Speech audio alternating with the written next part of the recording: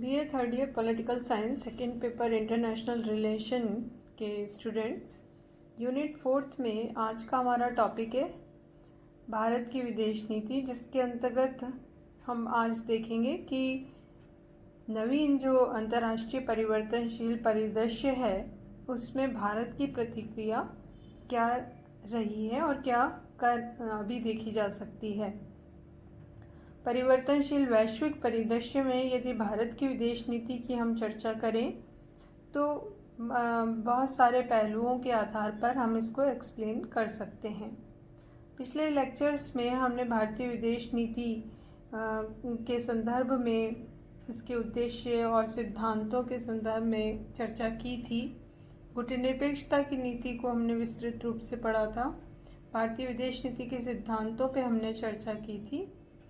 भारत की जो विदेश नीति है उसमें अगर हम आज के संदर्भ में परिवर्तनशील परिदृश्य के संदर्भ में चर्चा करें तो सर्वप्रथम जो प्रमुख बात है वो ये कि राष्ट्रीय हितों को बढ़ावा देने के लिए भारत प्राथमिकता देता है और इसी के आधार पर संपूर्ण विदेश नीति का संचालन कर रहा है।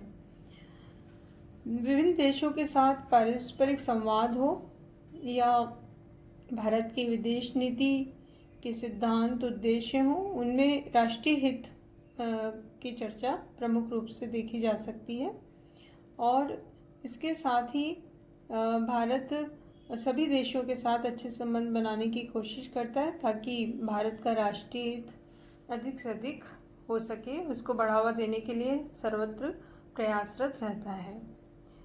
इसी संदर्भ में यदि हम देखें तो भारत में के जो वैश्विक महामारी जो अभी चल रही है कोविड-19 के दौर में, भारत के विदेश मंत्री में ब्रिक्स जो सम्मेलन है, एक संगठन है, उस देशों के विदेश मंत्रियों के वर्चुअल सम्मेलन में शामिल हुए।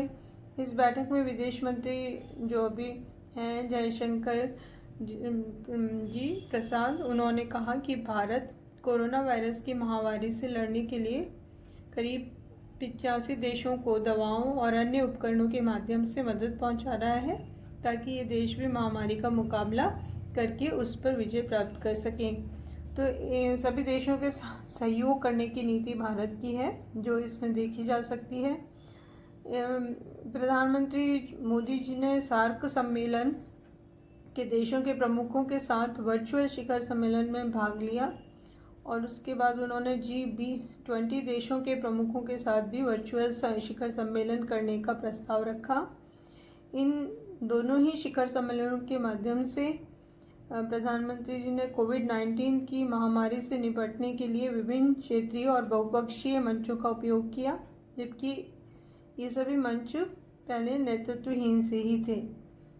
इसके साथ ही यदि भारत के हम और कूटनीतिक उपबंधों की चर्चा करें तो भारत को विश्व का दवाखाना भी कहा जाने लगा है। इसकी छवि इस तरह की बनने इसलिए लगी है क्योंकि भारत निरंतर ये भूमिका अदा कर रहा है, सतत प्रयास कर रहा है कि जो मलेरिया निरोधक दवा है हाइड्रोक्लोरोक्वीन HCQ, इसका निर्यात पूरी दुनिया को किया जा सके। इसके साथ ही भारत ने खाड़ी देशों के साथ अच्छे संबंध बनाने की कोशिश की है। भारत ने व्यापक स्तर पर अपनी मेडिकल कूटनीति का इस्तेमाल किया है। कई खाड़ी देशों ने भारत से हाइड्रोक्लोरोक्वीन और पैरासीटामोल दवाई के निर्यात की अपील की तो भारत ने इन देशों को इसकी आपूर्ति करने का प्रयास किया है। तो आज के इस महामारी के दौर में भारत विभिन्न देशों के साथ अच्छे संबंध और सहयोगात्मक संबंध बनाने की कोशिश निरंतर कर रहा है, प्रयासरत है। वर्तमान सरकार ने पूर्व में शपथ ग्रहण समारोह में बंगाल की खाड़ी से सटे बहुपक्षीय तकनीकी और आर्थिक सहयोग परिषद पहल यानी बिम्स्टेक के सदस्य देशों को आमंत्रित किया।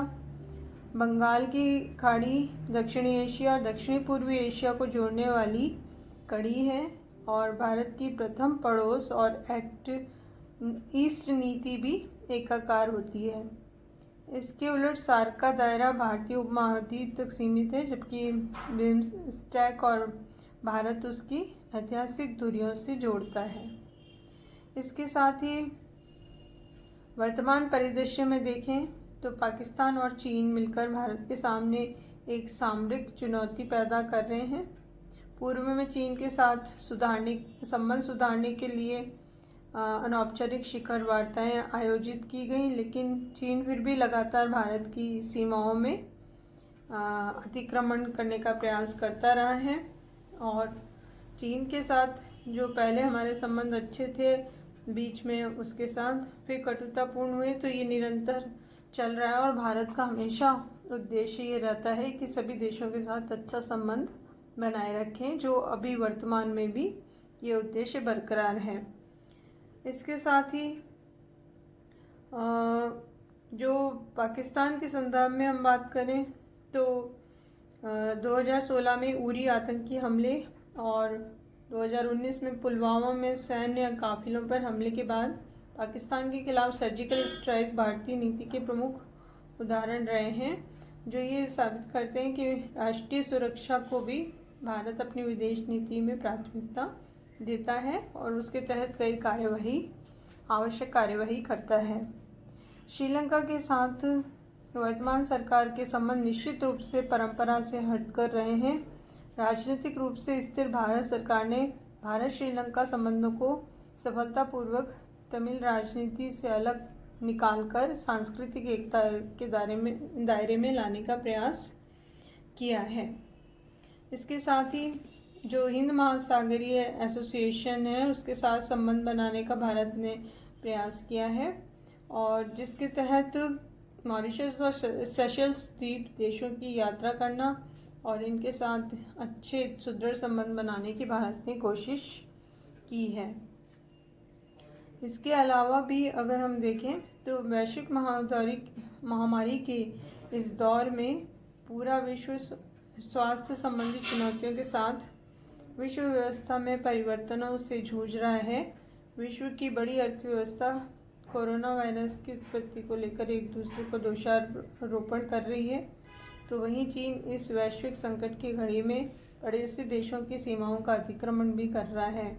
चीन की ये नीति विश्व राजनीति में अपना एक प्रभाव और शक्ति बढ़ाने के लिए उद्देश्य से कर रहा है, और जो दक्षिण एशिया खासकर भारत के लिए एक चुनौती के रूप में देखा जा सकता है।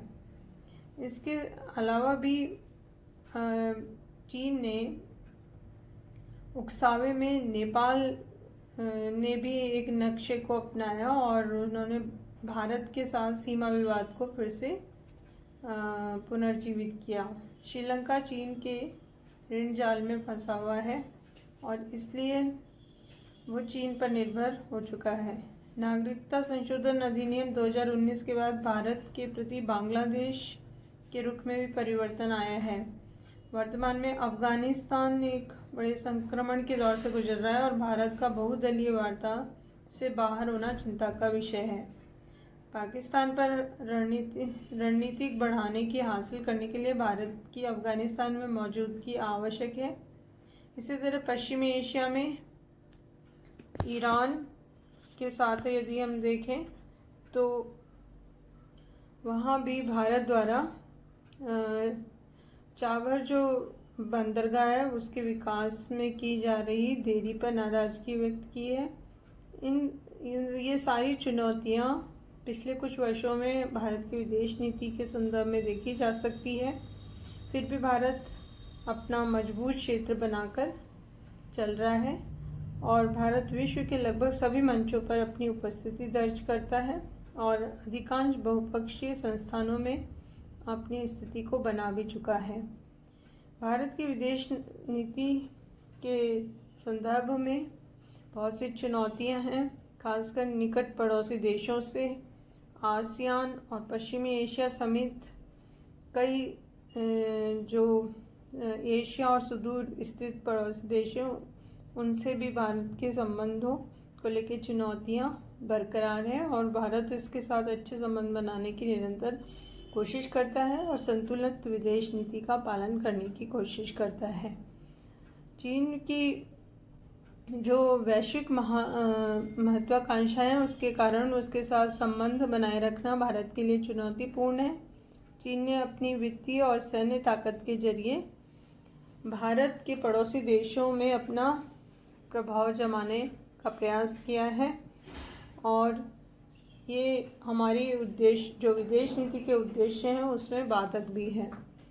चीन की स्ट्रिंग ऑफ पर्ल की रणनीति, उसकी चीन पाकिस्तान आर्थिक गलियारा परियोजना और बेल्ट एंड रोड परियोजनाओं के लिए सटीक बैठती है और वास्तव में इससे चीन का प्रभाव और भी आगे तक चला जाता है।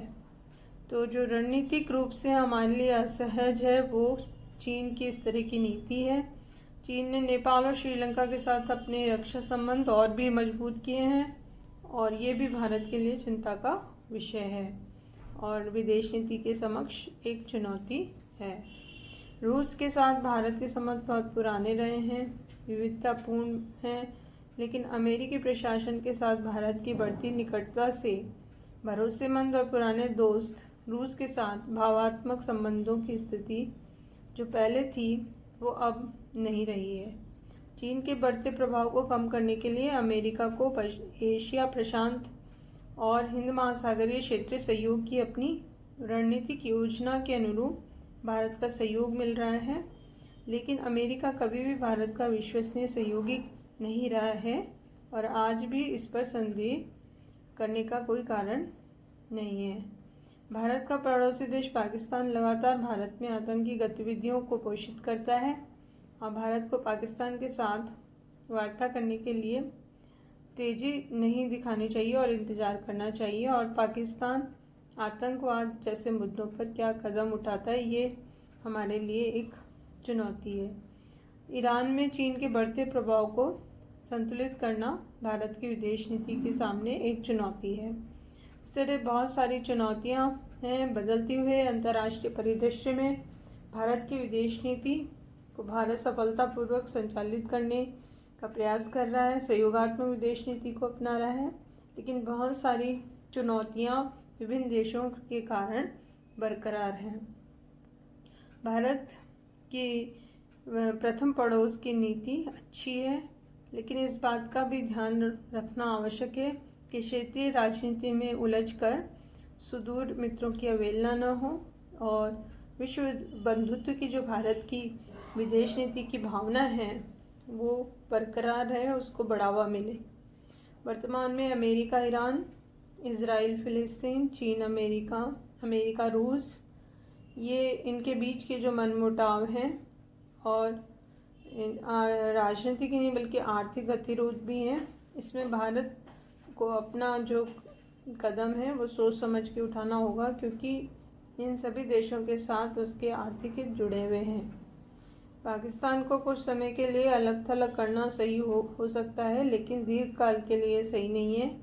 इसलिए वार्ताओं और समझौतों का दौर आवश्यक है ताकि पड़ोसी देश के साथ सही संबंध बने रहें और विकास के नए क्षेत्र विकसित हों, शांति के नए क्षेत्र विकसित हों।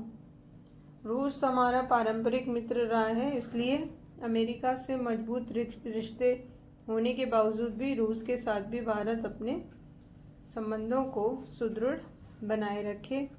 ये सभी बातों का ध्यान रखना भी बदलते हुए अंतर्राष्ट्रीय परिदृश्य में भारत की विदेश नीति के अंतर्गत आवश्यक है।